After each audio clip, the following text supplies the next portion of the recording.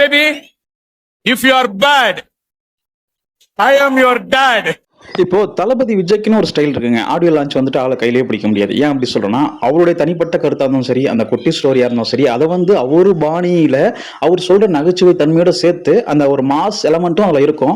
அது அப்படி அவர் சொல்லும் போது இளைஞர்களும் சரி, ஆடியன்ஸும் சரி, முக்கியமா அவருடைய ஃபேன்ஸும் சரி, ரொம்ப ஒரு மாதிரி ஹைப் எக்ஸைட்மெண்ட் ஆகியிருப்பாங்க.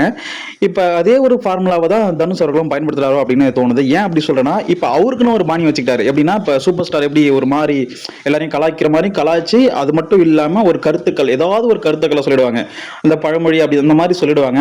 அது மாதிரி இவரும் வந்து இப்ப ரீசெண்டா இல்ல, இவரும் ரொம்ப நாளாவே வந்து அந்த ஒரு ஃபாலோ அப்ல இருக்காரு. எப்படின்னா, முதல்ல காமெடியா பேசுறது, அப்படி ஒரு கருத்து சொல்றது, அப்படியே என்ன யாரோ எதுக்குறாங்க, போறாங்க வராங்க, அழுத்துறாங்க, அந்த மாதிரி பேசுறது. இதை வந்து இந்த வளர்ந்து வர நடிகர்கள் நிறைய பேர் பயன்படுத்த ஆரம்பிச்சிட்டாங்க. சூர்யாவை தவிர, அஜித்தும் இருக்காரு, அவரையும் தவிர. இப்ப இவங்கெல்லாம் வந்து இந்த மாதிரி ஒரு ட்ரெண்டிங்கா பேசுறது வந்து நிறைய இன்ஸ்டாகிராம்ல வந்து ரீல்ஸா போகும். இல்ல நிறைய பேர் வந்து ஸ்டேட்டஸா வைப்பாங்க. நம்ம இன்னும் கருத்துக்களை நிறைய திணிக்கலாம்னா அவங்களுக்கு தேவைப்படாத ஒரு விஷயத்த அந்த இடத்துல சொல்லுவாங்க. அவங்க வந்திருக்கு தினமும் ஒரு ஆடியோ லான்ச்சோ இல்ல ஒரு பொதுக்கூட்டமோ அதுக்காக தான் வந்திருப்பாங்க. ஆனா அதுக்கும் அவங்க பேசுற விஷயத்துக்கும் சுத்தமா சம்மந்தமே இருக்காது. அந்த மாதிரி சம்மந்தமே இல்லாம பேசிட்டு போயிருக்கவர் தான் நம்ம தனுஷ். அவரை பத்தி இந்த வீடியோல கொஞ்சம் பார்த்துட்டு வந்துடலாம். அன்பார்ந்த தனுஷ் ஃபேன்ஸுக்கும் தனுஷ் ஃபேன்ஸ் அல்லாதவங்களுக்கும் கமெண்ட் செக்ஷன்ல வந்து எனக்கு கழிவு ஊத்தாதீங்க. நான் வந்து நடக்கிற விஷயத்தை தான் சொல்லிருக்க முடியும். உங்களுக்கு இந்த கருத்துல விருப்பம் இல்லைன்னா நீங்க வீடியோ ஸ்கிப் பண்ணிட்டு போகலாம். அப்படி இல்லைன்னா உங்க கருத்தை கூட சொல்லுங்க. தேவையில்லாம ஆர்குமெண்ட் வேணாம். எதுக்காக சொல்லணும்னா, நிறைய வீடியோஸ்ல நான் பார்த்துட்டு தான் இருக்கேன். நான் போட்ட வீடியோஸ்லேயே வந்து நான் வந்து ஒரு நியூட்ரலா தான் பேசுறேன். நான் எந்த ஒரு உள்நோக்கத்தை வச்சும் பேசல. இது வந்து எல்லாருக்கும் தான், எல்லா ஆக்ட்ரஸ்க்கும் சேர்த்து தான் சொல்லிட்டு இருக்கேன்.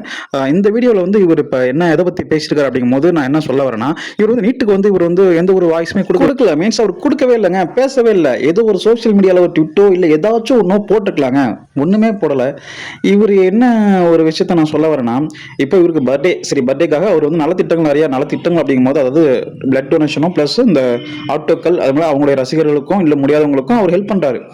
ரொம்ப நல்ல விஷயம். எல்லாருமே பண்ண வேண்டிய விஷயம் தான். அப்ப பண்ணும்போது அவருக்கு வந்து உள்ள கருத்தை அவர் சொல்றதுல எந்த தப்புமே கிடையாது.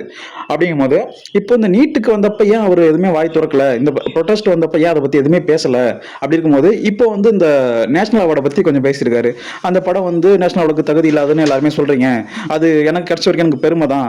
ஆனா நான் ஒத்துக்கிறேன். அந்த இடத்துல வந்து அந்த நேரத்துல வந்து நிறைய அந்த மாதிரி படங்கள் வந்திருந்துச்சு.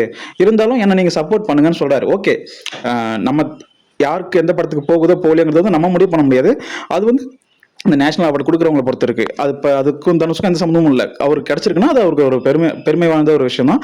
அது நம்மளும் கொண்டாடலாம், தப்பு இல்லை. அதை போட்டு அடிக்கணுங்கிறது வந்து அது நம்மளுடைய உள்நோக்கம் கிடையாது. நம்ம அடிக்கணும்னா அந்த நேஷனல் அவார்டு கொடுக்குறாங்களா அந்த மையத்திலேயே அவங்களையும் தான் நம்ம வந்து டார்கெட் பண்ணி ஏதாச்சும் ஒரு கிரிட்டிசிசம் வைக்க முடியும். இந்த படத்துக்கெல்லாம் கொடுத்துருக்கீங்க ஒரு கிரிட்டிசிசம் வைக்கிறது ஓகே தான், ஓரளவு ஃபேர் இல்லை தான்.